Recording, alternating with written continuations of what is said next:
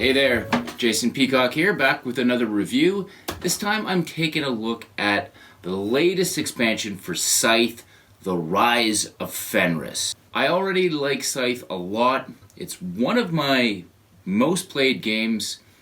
The people in my group love this game, so let's see what this pseudo-legacy game adds to Scythe. I call it a pseudo-legacy game because there is a campaign to go through, there are boxes to open, there are surprises, but nothing is destroyed in this game, and the game state can all be reset when you're done. In fact, what this essentially is an expansion with a ton of new modules and new ways to play Scythe. When you go through the campaign, all the new rules that are added to the game are all summarized at the back of the rulebook.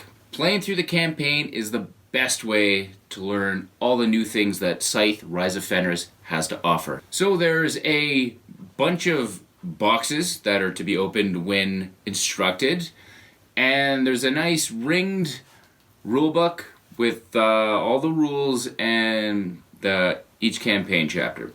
I don't want to start going through the specifics of what this game adds because a lot of it is a surprise and I don't want to ruin that, but I will touch on a couple things to give you an impression of the type of gameplay this offers. So there is a campaign log sheet that everyone gets at the start, and this is going to record your wins, your final score in gold, which you get to use to buy yourself new cool upgrades. Maybe you want to add a new mech upgrade. Maybe you're going to get a clan upgrade that'll give you a once a game power. You're definitely encouraged to spend your money, and you can also buy like start of scenario setup bonuses. You get to use these each once per campaign.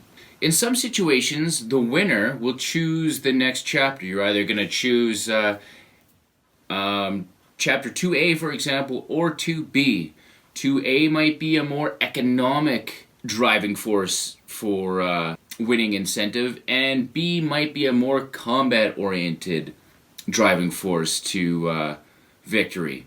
You're going to get things like new triumph track overlays that'll change up where you're going to put your stars. There's many different tokens, such as influence tokens that you might be incentivized to get. There's a lot of cool stuff, and there's a lot of cool upgrades to be had. That's all I really want to talk about as far as what you're getting in the game box.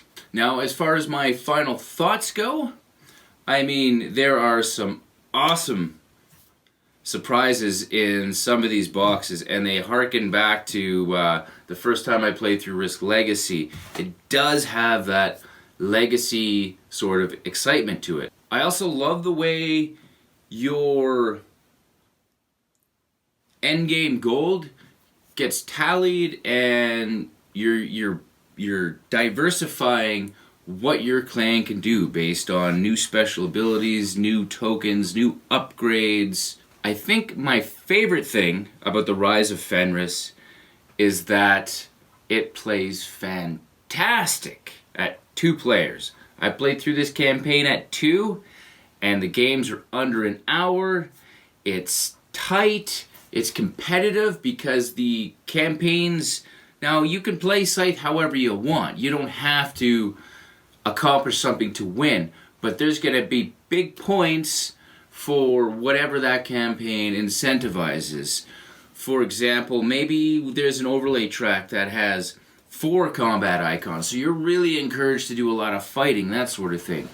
But there is an overarching theme to each chapter, and with 2 players, everyone's got their engines going on and they're trying to be economic and get their stars on the board and get points, but everybody's also fighting over, you know, the heart of that particular campaign. Scythe is never a game I'd pull out at 2, but man oh man, if you're wanting Scythe but you're not interested because you've only got one other person to play with, this will change that. So if you're a Scythe fan, in my opinion, this is a must-buy expansion. Thanks for watching, everyone, and I'll see you on the next review. Thanks so much for watching the Dice Tower videos. Find more great videos and reviews as well as our top-rated audio podcast at Dicetower.com.